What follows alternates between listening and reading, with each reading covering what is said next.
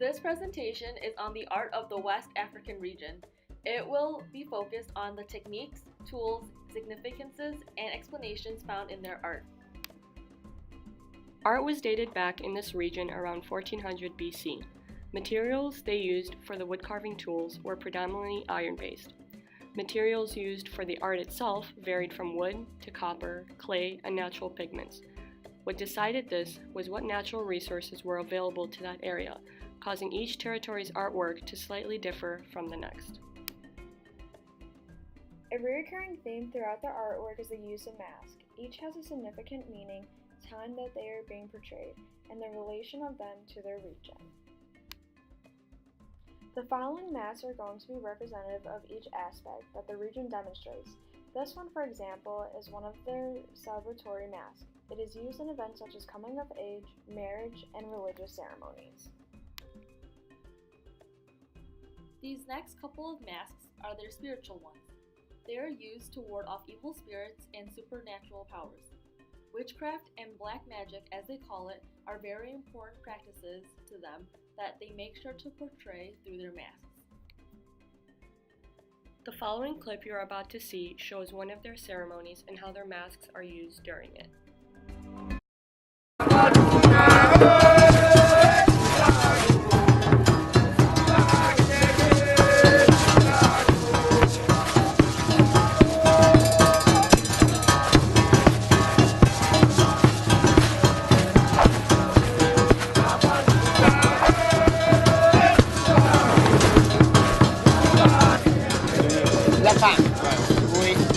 Masked dances are a quintessentially African art form that bring together sculpture, music and drama in one all-embracing experience. These dances keep the ancient myths and stories of Dogon culture alive for successive generations. Many of the masks in motion here are similar to masks you might find fixed to the walls of Western museums and galleries. But there is a huge difference because they only come into their full meaning if you're watching them in the form of a dance like this.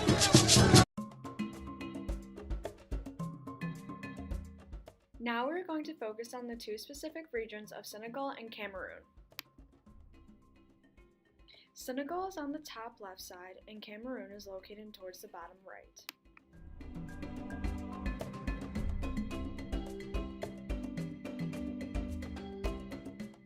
These next pictures are paintings from Senegal.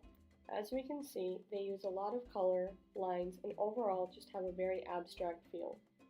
This one, for example, has many bright colors, shapes, and lines across the whole piece. This one portrays a person in an interesting way and is made up of many intricate shapes in multiple sizes. The use of color and lines is also seen here, though the piece is still more flat or 2D. This one has a pretty different color scheme, but still follows the recurring elements of lines and shapes. It also focuses on a person like the last one, and has some levels of space usage within it. Here, again you can see the focus on people and color, but definitely more space and less intricate lines and shapes.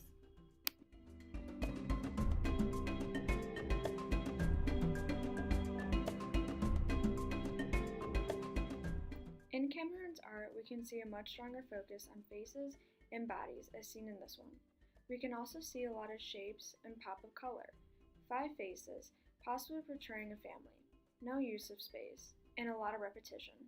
These elements are carried out through proportion and overall balance throughout the piece. Again, we can see a huge focus on faces, bodies, and most importantly a pop of color.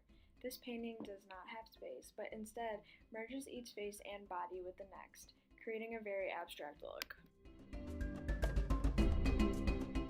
Here we can see a lot of the same things, but one thing to note is the different color scheme. It is more of a teal throughout with some colorful accents.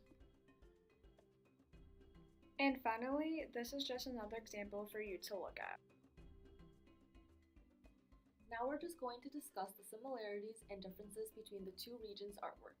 The overall similarities were the intricate use of lines, the focus on faces, bright colors, and just the general abstract look to them.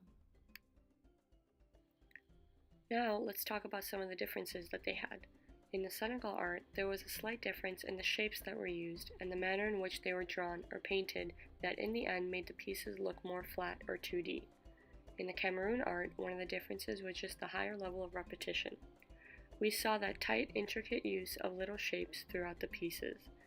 Then, most of the paintings included more shading, which gave off a more 3D look. Almost all the pieces had a strong focus on bodies and faces. Art from Cameroon also tended to use the element of space more. And finally, the last difference was the color. Overall, when comparing the two regions' art, Cameroon's tended to be brighter and more vibrant in color. Overall, West Africa's art form is a very unique and interesting one. There are many different aspects of it, as well as meanings and purposes that go with them. Their art incorporates masks, sculptures, drawings, paintings, woodwork, and so much more. It truly is a great example of variety as well as talent. So with that, we hope you found this video interesting or helpful. Thank you for watching.